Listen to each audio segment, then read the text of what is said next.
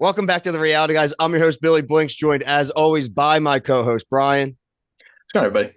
More importantly, joined by a special guest, Sara Vincent, contestant, Farmer Wants a Wife USA Season 1. Sara, thank you for joining us.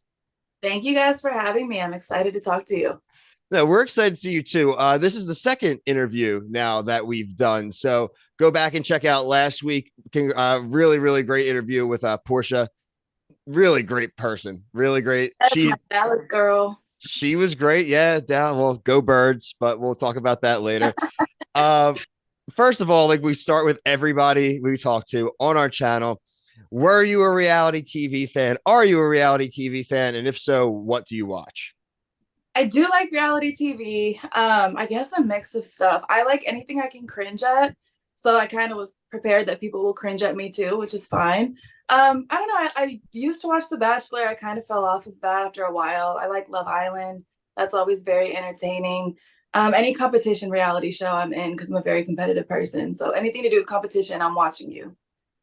Okay. I feel like straight Sarah, I mean, like I feel like you would be great on like the challenge and You think things so? like that. No, I do. From just even the conversation, we see the basketball. We'll get into the athletic stuff and we're going to ask about that as well. But the reality, Brian and I personally, we're huge on the cringe stuff too. We cover everything from 90 Day Fiance, Married at First Sight, all the Netflix shows, stuff like that. So we're totally up there too. But I think really the reason we're saying the competition stuff, we want interesting people. And if you're down and you want to be competitive and you're self-aware, and even just the comment you just made, I'm ready for people to cringe at me. A lot of people don't really have that perspective. So honestly, like we appreciate that. So Farmer Wants a Wife, you named a lot of shows, and what neither of Farmer Wants a Wife is I don't consider it cringe, and it's definitely not really a competition show. So how did you hear about Farmer Wants a Wife, and why did you feel like this was a good fit for you? So I had actually just moved back to Dallas and I got a DM on Instagram from someone and they reached out saying, would you like to date a Southern bachelor or like a Southern gentleman? And I was like, oh, this has to be a scam. Like, what are they talking about? And so I did my research because I'm like, I've never like wanted to be on TV. I again am terrified of like cameras and stuff. So I was like, I don't know. So she called me, it was super genuine, started going through with the process because why not? I had just moved. I wasn't like set in stone doing anything. Yeah. I was single. So I was like, okay. And it just kept going along the process. And I definitely said yes at the end because the reason I moved was because I wanted to settle down. And Texas is where I wanted to do it. And I was like, oh, okay, well, perfect timing. Like I could find the person that I could potentially settle down with. And I'm not set in stone where I'm at the moment. So I just took the risk. I think it's cool. I think it's cool. And obviously, the idea that from what we heard last week, Portia, that you guys had a little bit of interaction and a little bit of input on who you would end up matched up with, I think is pretty unique. So, what I do want to ask, and I know the audience wanted to know, Ryan's probably, at least from the TV edit, seems to be the most reserved, kind of the hardest nut to crack. And I know you comment on that all the time. Hey, I can't read your mind, dude. That which I totally appreciate. What's some things that maybe we didn't see and haven't seen yet, and just kind of just maybe some things about him that maybe the viewers wouldn't pick up just from the episodes? I mean, he's a fun-loving guy. He is a hard nut to crack. I definitely didn't really know how he felt towards me. They definitely showed kind of our relationship really well throughout the season so far. So you kind of get what you see when it comes to that and a lot, but there was a lot of stuff beyond that. Like we had karaoke nights and stuff. He's fun. He's outgoing. There's more to him for sure that's not seen, but they do a good job. They definitely do a good job. So, kind of in that turn, we last episode, I think we learned more about Ryan probably than we learned maybe the entire season, the unfortunate passing of his brother, how that shaped his childhood, why the relationship with his mom is as tight as it is. A lot of that makes sense. And I think it resonated with a lot of viewers. Now, we even in our review, and I know you saw the video last week, we kind of, again, this, you don't always want to blame an edit, but we felt that at least how it portrayed him and your father, it made your dad kind of come off like a little bit of a hardo, right? And listen, all dads may be hardos in some ways, but your comment kind of was what intrigued me to even have this conversation. So kind of go into what you can a little bit more about the hometowns and maybe their connection a little bit more, because you said it seemed a lot more friendly and they connected a lot more than maybe we had picked up on. Absolutely. So my dad, I mean, you guys get the side of me. I'm just goofy. I get that from him. He's the same way. He was cracking jokes the entire time. There was definitely other conversations. Of course, you guys get a snippet of what fully happens, but again, they condensed it really well. But yeah, that was just one of his questions out of a lot of questions he asked. He told him a bunch of jokes. Like it was a fun, lighthearted, but they show both of that too. They show him joking, and then they also show my dad being very serious. So they gave you guys both sides for sure. But yeah, there's definitely more to my dad. They were joking the entire time with each other, which I wish you guys could see. But yeah, you only get a snippet for sure. What was your dad's reaction when you told him you were going to go on a pseudo bachelor show? My parents actually did most of the convincing. That's the crazy thing. My dad again jokes that he would sell me off for a cow and goats and stuff. I was trying to sell me off to someone. I'm like, wait, this is actually perfect. He could really sell that to him. Like he'd like that. So You've my seen parents it. did a lot of the convincing. They told me that I need to be more open. I'm reserved too. I mean, you guys kind of see part of that conversation with us too about how we're both reserved. So they did a lot more of the convincing of me going on it than I did for myself.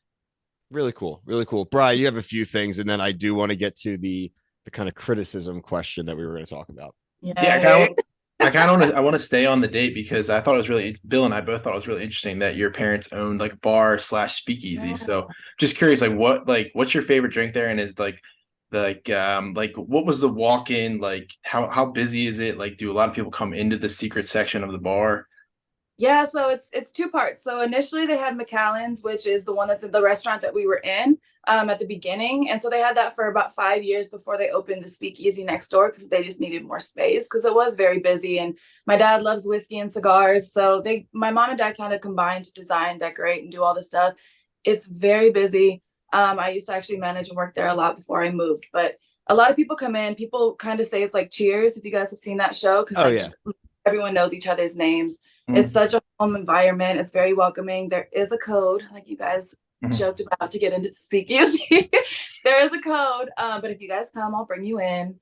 But yeah, it's just a fun, loving place. It's mostly whiskey. I'd say my favorite drink there it's called the Viking. I actually do have a video of me making it. Maybe I'll post it for you guys. But Nice. I named it after my favorite football team.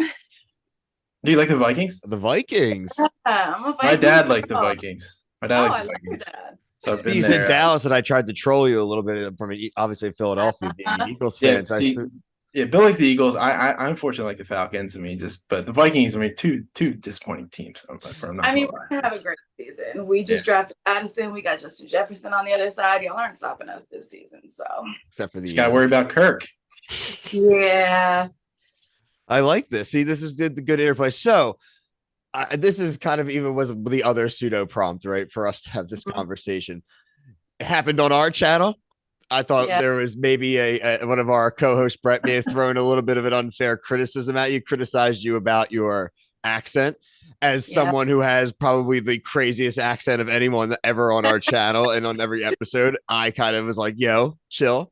But I kind of dug it. It's not a reality TV. I mean, it is a reality TV commonality to see criticism, but everything on this show has been so positive. But I went online and a lot of your stuff, and I even saw your TikTok and you're able to post fun at it, but people were like, you're too tall for him. She's got this accent. So like, how much were you able to take it in stride, or like does some of it actually hurt to hear people talking crap on the internet? I mean, no one likes to see negative comments, but I definitely went into this knowing that there was a chance that would happen for sure. And I would tell all the girls going into it also, like trying to lift each other up, that no matter what anyone says, you could be the most perfect person in the world. You go on reality TV and someone's not going to like you. So I went into it with that mentality. So it doesn't bother me to a fact where I can't sleep at night. But of course, I don't like reading it. Do you want Brett to apologize? I want him to apologize in my accent. We're going to work on that. If Brett apologizes to you in his accent, can Brett get the password to the speakeasy? Yes. I will happily bring you all in there. Look at this. We are bridging the divide here, everybody here on the Reality Guys. It's what we do. It's what we do. We try to make everybody happy and feel welcome. Those are the main points I want to hit. Brian, do you have anything else for Sara before we part ways? Did you kick Ryan's butt in basketball? Of course. You didn't see that? Well, it was short. I think the section of it was short, but did you play? Listen, did you play in college or high school? I played in high school. I hit the lazy card going into college. I had opportunities, but I didn't do it. I just kind of let it slide at that point. But I wish I did, but I don't know. My life led me to where I am now, and I'm happy with it. And I wanted to play when I first met Ryan in our speed dating at the very beginning. I did tell him I wanted to play horse on a horse. So he halfway did it, and we played horse, just not on horse. So I was like, we got there a little bit. Listen, I don't blame you. I was a swimmer. I went up to Penn State plenty of times for meets in high school, and I did the same thing in college. I was like, yeah, no, you know what? This is cool. You know what? Let's hang up the fins. Yeah, I don't blame you. You went to a fun school. You went to a fun school. You got to spend time actually living in that environment, and sports you're up at 4 in the morning. Well, I actually started at Texas Tech. I went Texas Tech, UCLA, and then Penn State. I've been all over. Oh, wow. Red Raider, Bruins, and a Nittany Lion. What when you're at Penn State, what was your favorite bar? I finished it online, so I never I was there, I never went. Yeah, I wasn't out and about. Gotcha.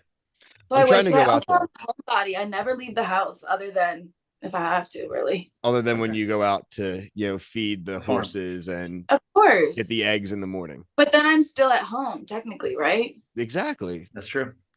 Listen. Conversation awesome. I'm gonna probably be out in LA. I'm thinking in the next 2-3 months, so we will definitely let you know. Love to come check the place out.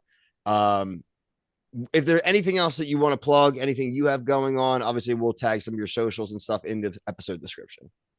Yeah, not too much more. Just stay tuned. There's some exciting stuff coming up. 2 more episodes left, and I can't wait for you guys to see how everything turns out.